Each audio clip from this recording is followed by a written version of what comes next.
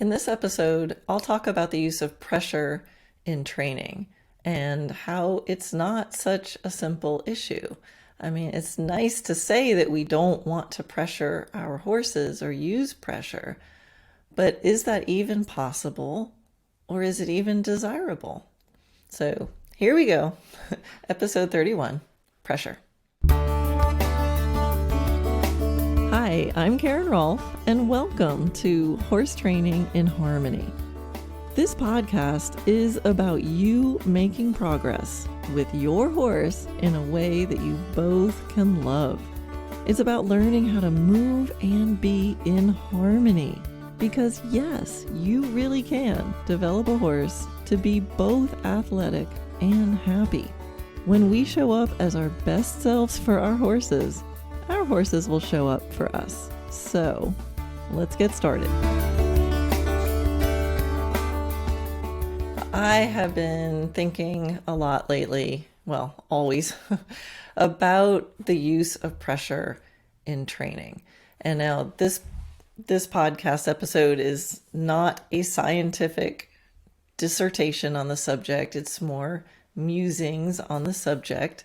I feel like I say that a lot on this podcast. It should probably be called, my musecast instead of a podcast. But this is where I love to come just to kind of play with ideas and entertain them and toss things around. So this subject of pressure kept popping into my mind. And so much in the world that I live in with horse training, where, those of you listening probably really value the relationship and you want your horses to be happy. So this is where it gets complicated. It's easy to use pressure and stress with your horse if you don't really care about them. But once you do start to really care about the horse's experience, then we do have to look at it. So I love if this is a subject interesting to you and you do want to have your horses feel like they love their life and they're not being stressed out by what we're doing. But pressure has been getting kind of a bad rap these days. And to the point where I saw an article about an experiment that someone did about licking and chewing. So licking and chewing is usually a sign of release, and it's talked about a lot in many, quote unquote, natural horsemanship programs. And, as a sign of a release, as a good thing. It's the release that teaches, right? Pressure teaches or motivates. Pressure motivates, but release teaches. So this is something many of you may have heard. But this experiment or observation that these researchers said found when they observed wild horses is they said that the horses who licked and chewed only did so following a stressful situation. So some interpretations of that has been that, well, then if your horse is licking and chewing, it's actually not a good thing. It means that you just stressed out your horse. And this is where I think the conversation starts to get a little bit dysfunctional. So I wanted to kind of look at that because I am definitely somebody who is concerned about my horse's welfare and well-being, but I also train, and I train my horses to high levels. So this is where it gets tricky. It's sort of easy to say, I want to train to high levels and I don't care what my horse feels like. And it might seem a little easy also to go, well, I just want my horse to be happy and I'm not going to expect anything or pressure or train them to do anything and then they'll be happy. But it's actually more complicated than that. So I guess hopefully I've made myself clear that by starting to talk about, hey, maybe pressure could be a good thing or a necessary thing, I just want to have the little asterisk footnote disclaimer that just because I might be talking about this doesn't mean that I love forcing my animals to do things to the point where they're completely stressed out. All right. So to me, things like force, punishment, reliance on physical manipulation, kind of control, are all things that I do my best to avoid. But I don't want to equate force with pressure to the point that I say all pressure is to be avoided, because I actually don't believe that. I don't think it's possible, and I don't even think it's desirable. So I think we have to look at first about, what is pressure and what is stress. I looked up the definition of pressure, and there were two definitions. So the one was pressure is the continuous physical force exerted on or against an object by something in contact with it. Okay. So physical force exerted on it or against it. So pressure. It also, another definition is the use of persuasion, influence, or intimidation to make someone do something. So pressure can be a physical pressure, or it can be persuasion or influence or intimidation, but those are three separate things, right? Persuasion, influence, or intimidation. So I think there's some room to say pressure could be influence or persuasion. And what is training if it's not influencing somebody or something and persuading them to change or do something differently? And when you think about stress is actually a really interesting subject. There's stress that we all know about, which is bad stress. You don't want to live a stressed out life. We know that that causes mental, emotional, physical harm to ourselves. But there's also such a thing as good stress. So what's referred to as eustress. And this is the type of stress we feel when we're excited. Our pulse quickens, hormones surge, so it's often almost the same physiological response. However, with eustress, what they say is there's no threat and there's no fear. And I think this is the important part. Now, for those of you who want to play around with the idea of stress a little bit more, there's a TED Talk that I highly recommend. It's called How to Make Stress Your Friend. It's by Kelly McGonigal. And it's a really interesting TED Talk. And she talks about how your perception of the physiological response of stress actually is what changes the effect that it has on you, right? So under stress, there's certain physiological changes that happen. Heart rate goes up, all these other things, chemicals flowing through your body. But there was an experiment done, and she tracked people over time, and people who thought of that response as a negative were less healthy, and people who felt that and framed it in their mind as my body's getting ready and preparing to do something, actually were healthier, measurably healthier.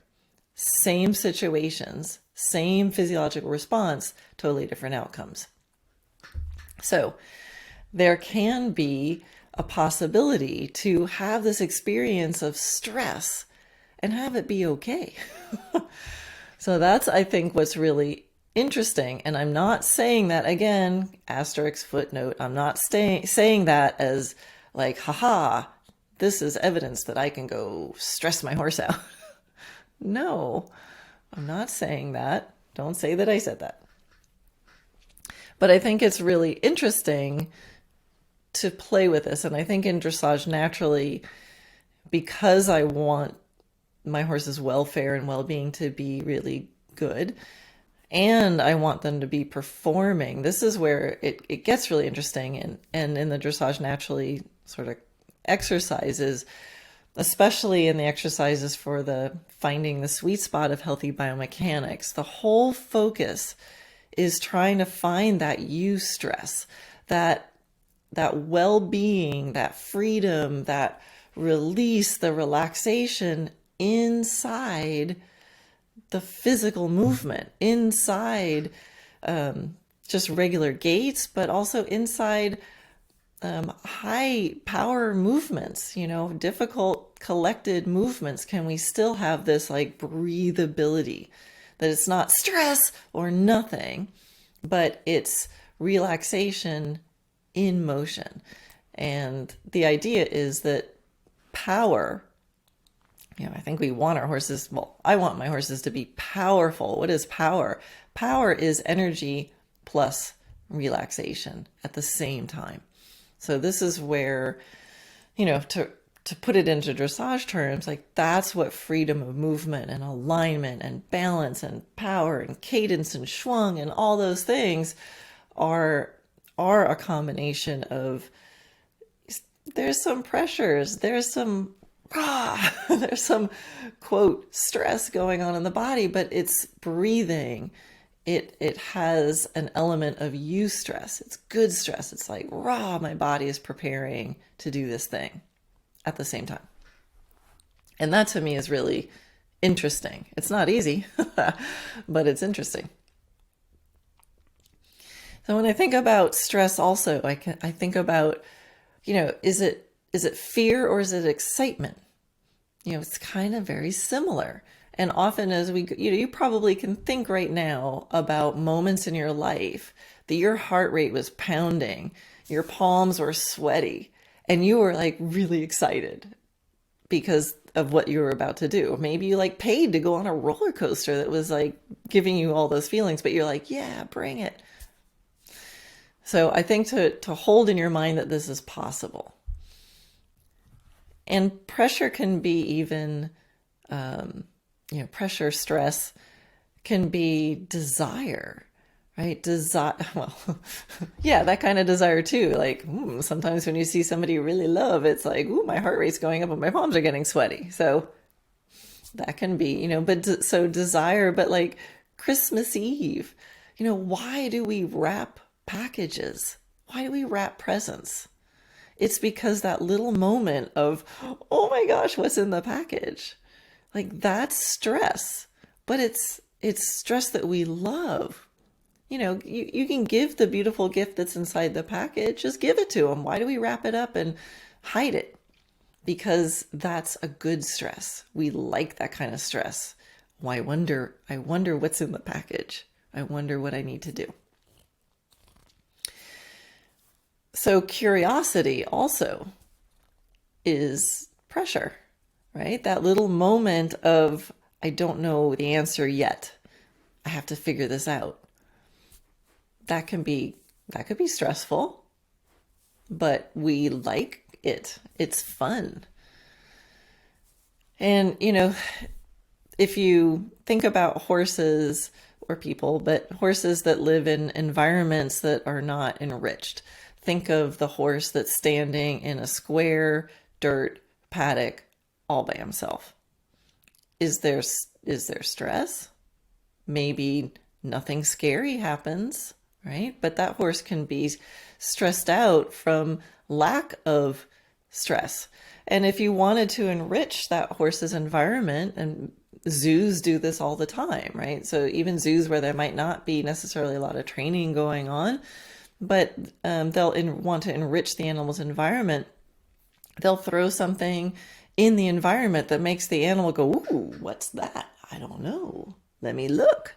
And they might even be on the edge of fear, like, whoa, I don't know what that is. They'll circle around and they finally approach and then like bop it and ooh, it startles them. And then, then they rip it open and oh my gosh, there's like food inside. So was that a stressful situation? Why didn't we just give the animal his food? Here's the steak. But to enrich the environment, they might offer that thing in a novel way or an interesting way or a way that the animal's not quite sure of, right? So that's a little bit of stress. But it's to enrich. It makes the animal happier because he just figured something out. He had that wrapped up present, that little puzzle he had to solve, that little bit of like curiosity. I wonder what this is. So training also can be a way to enrich an animal's life, right? So think of that horse in the square paddock, dirt, all by himself. He could be a really happy horse if maybe for a certain block of time in the day, he has an owner that comes and like does really cool things with him. And, think of some circus horses. Now, I got a chance to visit a bit with Katja Schumann. She's a circus trainer and just amazing horseman.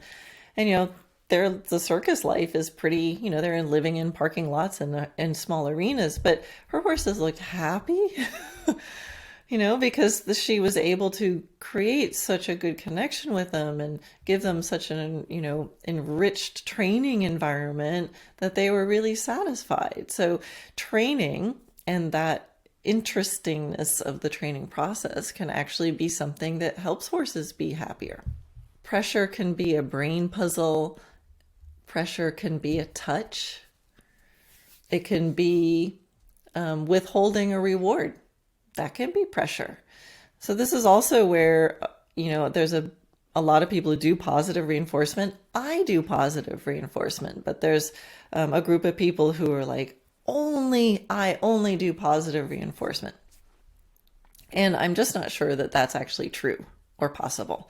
Because if you think, even if you're doing only scan and capture and clicking on the behavior you want, so that's a pretty, touch-free,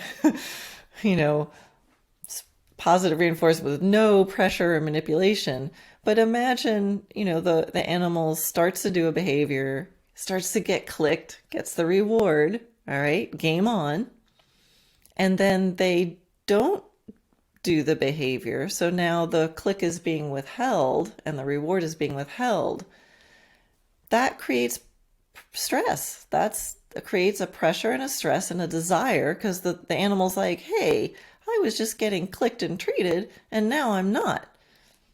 And now they have to figure out what they're supposed to do to go get to do the behavior to get the click and treat. You're fooling yourself, you're kidding yourself if you think that doesn't create pressure. That's withholding, right? So that little bit of like, you got to click and a treat, you got to click and a treat. Oh, now you don't. What are you going to do about it? What else could you try? It's not training if it doesn't create enough of a desire for the animal to go, wait a minute, what do I have to do differently?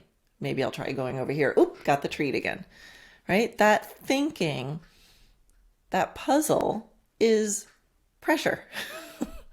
And it's a good thing. It's a necessary thing. If the animal didn't care, that's okay. I didn't get a treat. You couldn't train him. I mean, that's just reality. So it's a lot about your attitude and your intention around how are you going to train, what do you want the result to be, and what's your attitude and intention about how much pressure you're going to apply.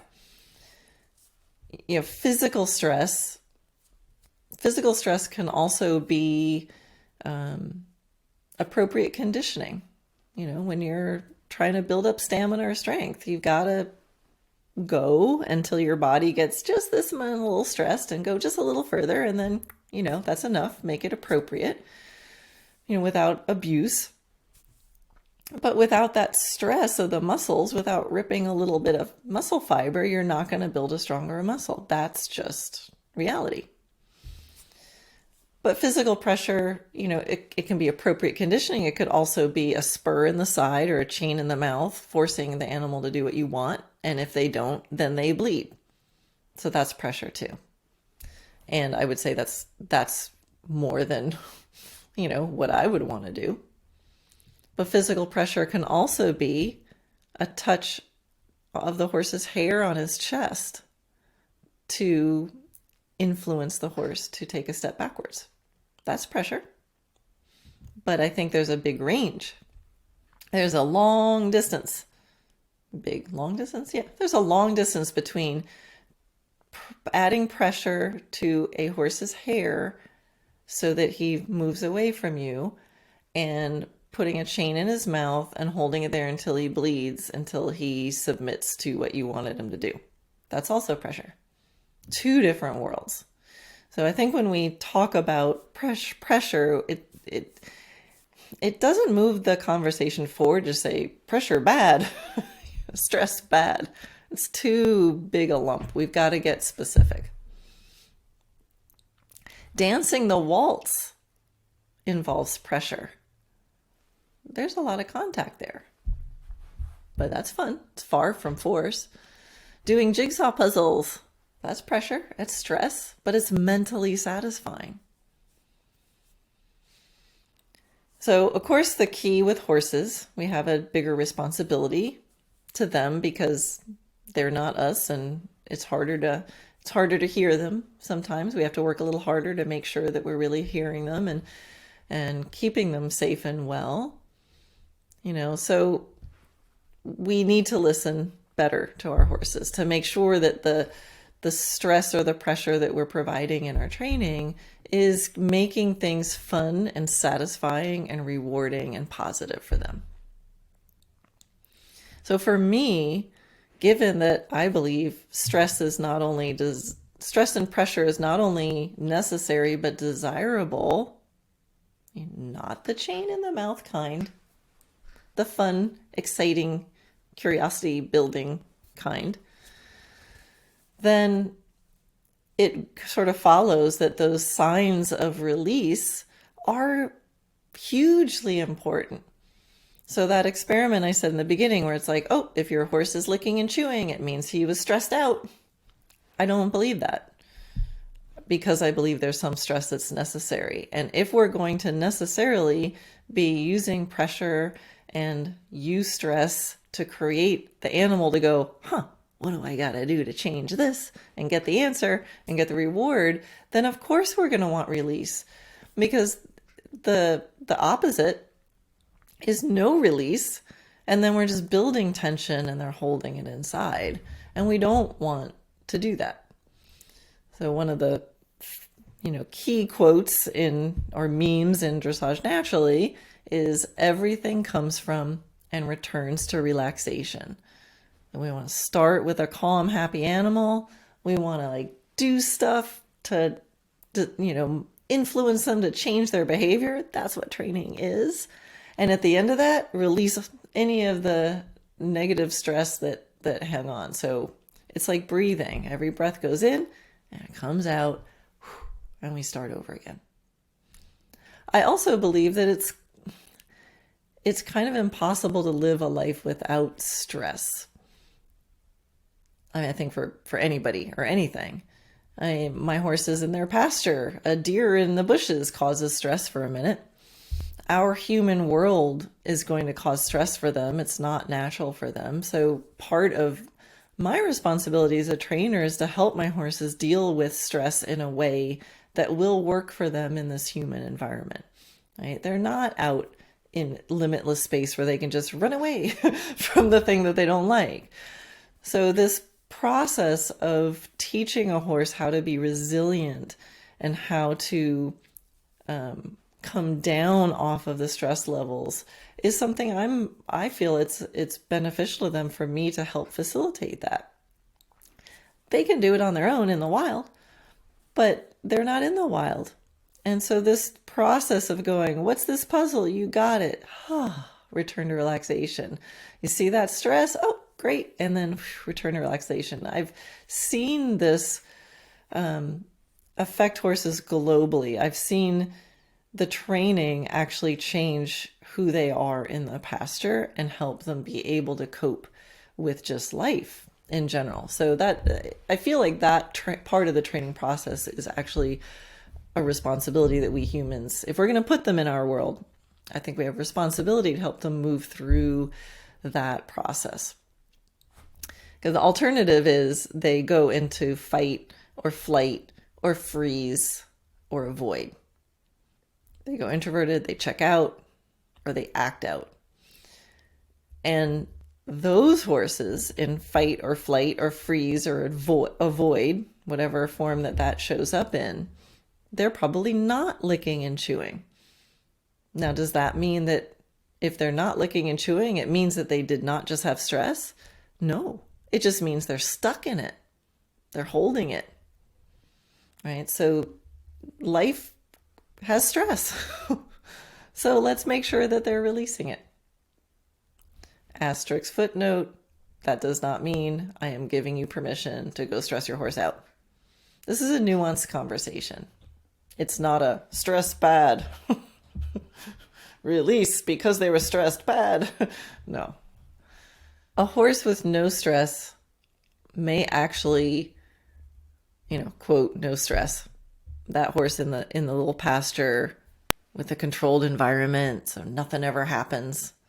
They might be actually bored to death. And often horses that are really bored and not stimulated enough can develop, those are the ones that are weaving in the stall or cribbing or have formed some other stereotypy. And there's actually been, people have measured this, and those horses that are doing that, weaving or whatever it is, actually show less signs of stress because that's their way of soothing and releasing. But like I said, those horses, if they're doing that because they're bored, then what they need is more interesting stuff in their lives. They need things to figure out and be successful in. They don't necessarily need less pressure. Now, some horses are weaving because what's being done to them when they're being trained is not so happy and they're relieving their stress in their stall. But a lot of times it's because they're bored. They're stuck in isolation.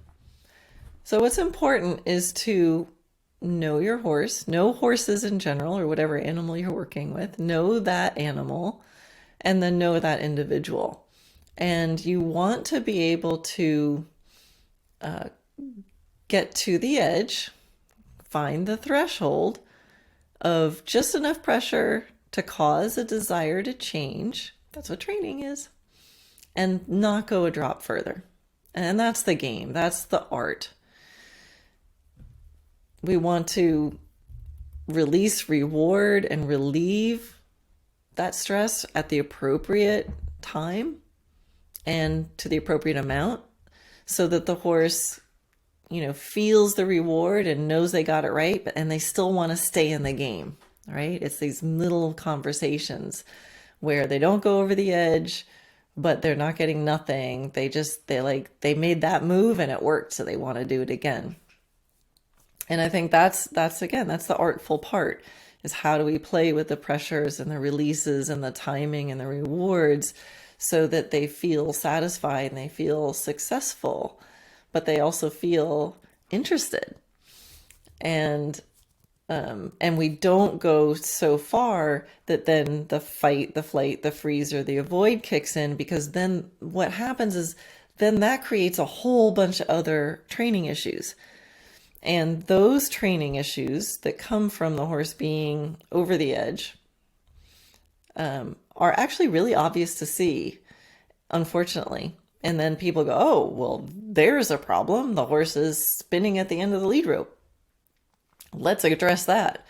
And my feeling would be like, no, that's not the problem. The problem happened 5 steps earlier than that, and we missed it. So let's all stop, slow down, start again, and make sure we don't blast through that threshold. We keep it in the conversation area. So I think a lot of training problems are from going over the threshold. You want to get to it, go to the edge. Walter Zettel said, go to the limit, but not over the limit. So this is, lots of trainers have some sort of phrase, for that. So you want to go, Jennifer Zelig says, go quickly to the threshold and then slow down. So you want to go get to the point where you can maximize the training, that you get done. But at the moment it starts to get hard, like slow down and go take smaller steps. And I think that's a mistake that a lot of people make, is they add so much pressure, the horse is over the limit, and now you're actually dealing with the compounded stress, fight, flight, freeze, avoid behaviors instead of actually training the original behavior that you wish your horse did instead of those things. That makes sense. I hope that makes sense. But it is possible, and this is something I'm always striving for. And what makes me really happy is, of course, the training sessions. But what makes me really, really happy is when I'm out at the barn and the horses who have the day off actually are kind of like jealous. And they keep coming in the grooming stall like, isn't it my turn yet? And I don't know, today's your day off. And I just warms my heart, because I feel like that's a sign that my training is not only making me happy, but it's making them happy, because they want to do it again. And they literally walk in the barn. That's one of the reasons I have my place set up the way it is. So it's a totally horse safe. They can be obviously in their pastures, but then they have the main area I can turn them loose in, and they're free to walk in and out of the barn or go anywhere they want on the property. So on their day off, so when they're coming in the barn going, pick me, pick me, pick me, then I feel like I got it right. That just makes me really smile. So that's, every horse and individual has a different personality, but some version of that feeling of, hey, ask me to do stuff is a really good sign in your training. As I said, not every horse has that personality, but if you know your horse, you can tell. You'll be able to tell when you leave them wanting more, and so they want more. So I guess the point is to not be afraid to challenge your horses. And I have to say this to my tribe, to you who are listening, because chances are, if you found me, it's because you not only like to develop your horses, but you really, really care about the relationship. And I think a lot of times really heart-centered people will read an article like the one that I described that says, oh, if your horse licks and chews, it means he was stressed. And then we feel bad, and then we don't want to make a mistake. And we don't want to pressure our horses, because pressure is bad and stress is bad. And I just hope that this kind of opens things up, and for you to look at the range of what could be considered pressure. It's intimidation, but it's also persuasion. Your choice. You can be persuasive and use pressure in a way that influences and creates a desire and a curiosity for a change of behavior, or you could use it to intimidate. Your choice. I would say go for the influence and persuasion. And as always, just observe yourself. Keep that self-awareness. Every now and then zoom out and try to be objective in observing what you're doing with your horse and what your horse is doing. And just check in with yourself. Ask yourself, am I going over the limit? And that's a really good thing to start to notice. When does your horse change from I'm in the game to I'm starting to fight, freeze, want to leave, or want to avoid? And if you can really recognize that little edge, then you'll know. You'll avoid a lot of trouble if you see that edge, and when you get to it and some other behaviors start coming out, instead of trying to just go in and then change those big behaviors that happen over the limit, just back off a second, take a step back, take a breath, get out a notepad, just think for a second. And what I always tell people is ask your horse, how can I help you with this? What do you need from me? Just taking a minute to do that and turn on the curiosity. How could I do this better? And then just make a plan and just see if there's a way that whatever you want to ask your horse to do, is there a way to explain it clear, take a smaller step, help your horse be more successful with an easier version of it, so you guys can both get back on track and feel like every training session can be like you're showing up every day with a gift wrapped present, and you approach that training session with you and where you hold out this gift and your horse is like, ooh, what are we going to do today? What kind of reward is in that box? And that's how I like to approach my training sessions with my horses. So give your horse the pressure of a beautifully wrapped gift that they have to figure out how to open it. I hope that helps. As always, please visit the Dressage Naturally Land Facebook group and leave me some comments about how you like this podcast. All right, bye.